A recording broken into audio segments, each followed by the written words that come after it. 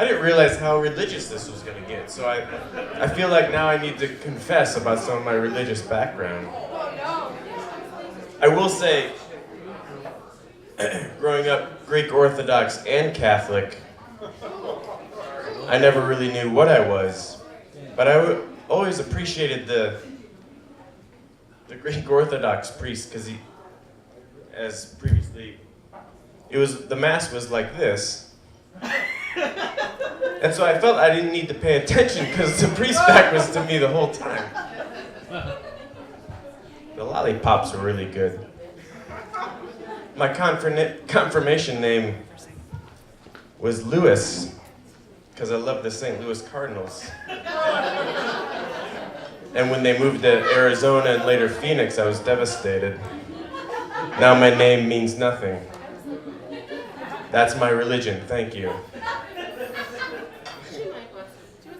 But anyway, right, good people go to heaven. Thank you. Apparently that's hilarious. Bad people go to hell. That's what I grew up believing. I'm just going to assume, for the sake of this story, that's what most of you grew up believing too, is that there's a good and a bad. And I really took that to heart as a young little boy. There was a book that I really loved. It was published in 1980. It was called Willy's Raiders. It was, I know it's about raccoons, of course. It is. So the good guy baseball team is run by Willy, the raccoon. And they always win, and they're very hospitable, and they congratulate the other team when they win, and they're just great sports. The bad guys are weasels, and they cheat at every game, and they always try to beat Willy, and they always lose to Willy and his Raiders. I'm not sure why Willy's team was called Raiders, because that seems like a bad name, especially in 1980 when the Cardiac Kids lose to the Raiders. But I loved it. And in fact, I woke up in the middle of the night, one night, sometime in early 1980, just screaming in a puddle of yellowness. And my dad came running into the room. He's like, "What's wrong?" I'm like, "Willy lost to the Weasels." And I was devastated. He's like, "No, he didn't. Look, in the book, the good guys prevailed over bad." In fact, that's how the book is written. It's written and there's a little synopsis at the beginning. Good always prevails over bad. And somehow, it stuck with me forever. That's how life is. Good always prevails over bad. It's a... Are you serious? No. Oh. No, but yes. Wait, no, in no other culture does this story exist. This is specific to my life. No. Yes, Willy's Raiders. So I took that to heart, right? Like that's how you got presents from Santa Claus, because you were good, right? Later in life, abstinence. Hey, come on, it's my story! Willy's Raiders!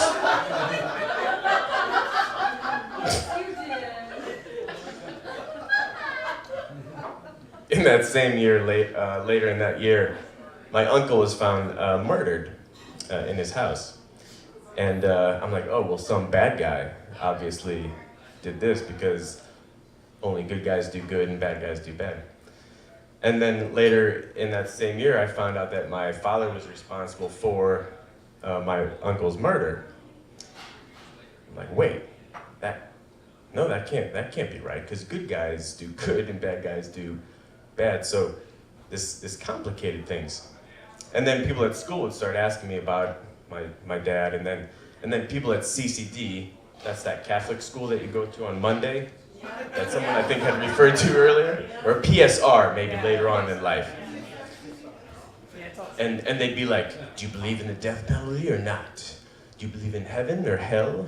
where do you go when you do bad things? And I always sat in the middle, because you would have to go to this side of the room or that side, and I always sat in the middle. Like, if I stay here, nobody will notice that I have no opinion on anything. It's a great strategy. I still subscribe to it. I do.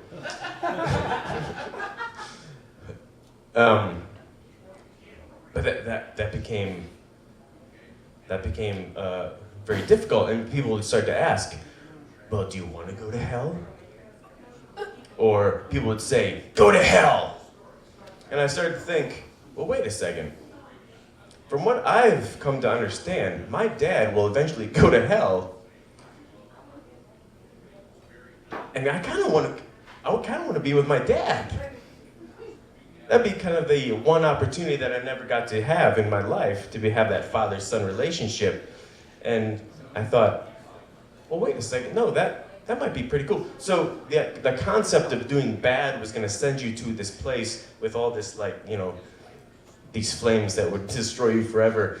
Like, that no longer was anything that someone could say to me that would, like, force me to do something good. Like, oh, you might go to hell if you do this. I'm like, oh, well, okay, it might be pretty cool. And then I also learned, well, this is me, my youthful self, that, like, alcohol was bad too. And I'm like, well, wait. And alcoholism, all that stuff, like, oh, if you do all those bad things, you're gonna go to hell.